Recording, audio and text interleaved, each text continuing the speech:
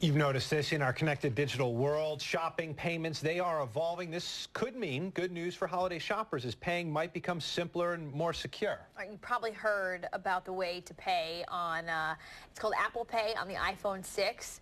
But if you're on the fence, there's important things you should know, like how it works and is it secure? I spoke with tech expert Mario Armstrong about how exactly these payments do work.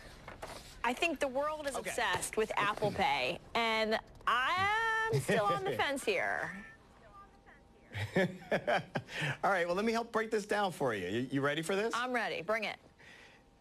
Okay, all right, so here's what's going on. Basically, today, when you walk into a store, you take out your plastic card, you swipe it against the terminal. When you do that, that magnetic strip that's on the back sends a lot of personal information and financial information from the credit card itself. And that's what a lot of people can hack into, get access to, not to mention if I lose this card and I don't shut it down fast enough, someone could start making transactions.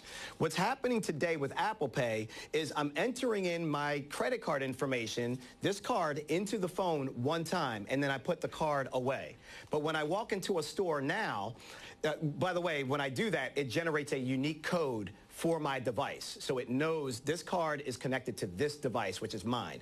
Then when I go into a store, I hover over top of the little terminal, I use my fingerprint to authenticate that it's me, or I type in a PIN code, and it will, that transaction generates its own unique code that then gets sent from the merchant to the bank, and the bank authorizes that that's my code, and then it approves the transaction. All of this technology that sounds very complex happens in a second and a half. I've shopped at Subway, Macy's, Dwayne Reed, a lot of different places, and the transaction takes a second and a half, but it's more secure than where we've ever been to this point. That's what I wanted to ask you. I mean, because, you know, we've already had all concerns about, you know, data breaches anyway. So we're already sort of like, are we secure, are we not? You feel like this process is more secure.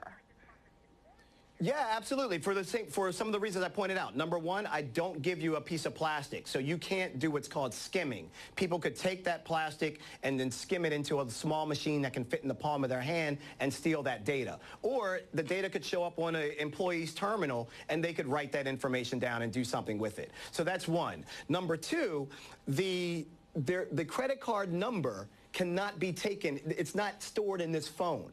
It's a unique generic code that's stored in this phone that means nothing to a hacker. So if I lose my phone or if it gets stolen, they can't do anything with it. They can't access it, number one, because I have a PIN code and you need to use your fingerprint to access my phone.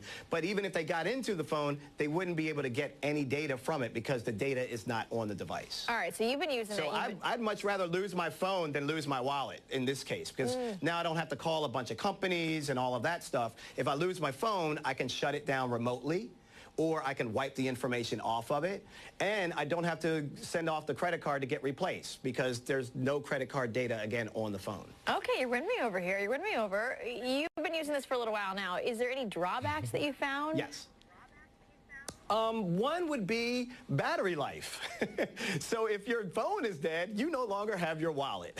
So I think that's one drawback for sure, is that, you know, you got to make sure that your phone is charged up, or else you won't be able to complete a transaction if you're solely relying on your device. I think the other thing too is just that this is going to be a change of behavior. And until people actually see this being done in front of them at registers, and until you try it yourself, I think there's going to be some skepticism. But that's my job as a digital lifestyle expert, is to kind of look at everything that's happening in the tech landscape and find things that actually can bring value or better your life. And I really stand behind this. I partnered with MasterCard on this because I truly believe that Apple and the technology coming out of MasterCard, they really, really get it, and they wouldn't be putting it out there if it wasn't ready. All right, riddle me this. Maybe this is more of a money question than it's a technology question. Lots of times people have like their financial accounts linked to like something on their phone that they track their purchases, you know, with.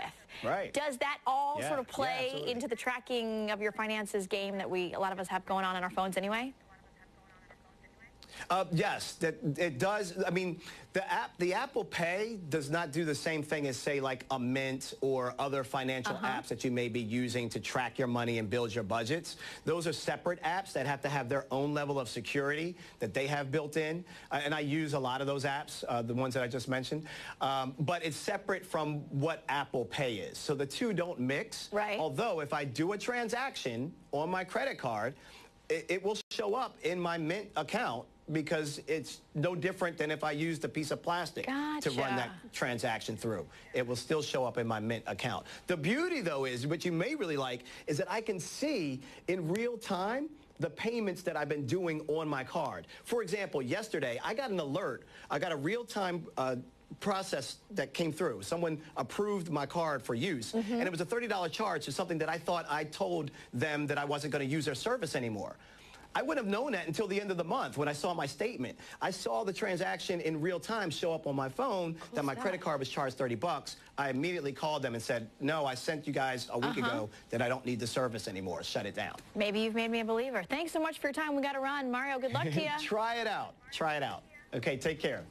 You know, it wasn't long ago that I swore that I would never pay bills using, you know, bill pay on the computer. I thought, that's ridiculous. I'll just write a check.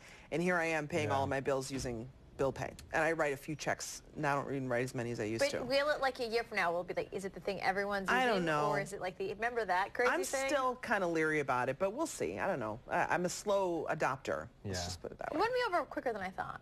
Yeah.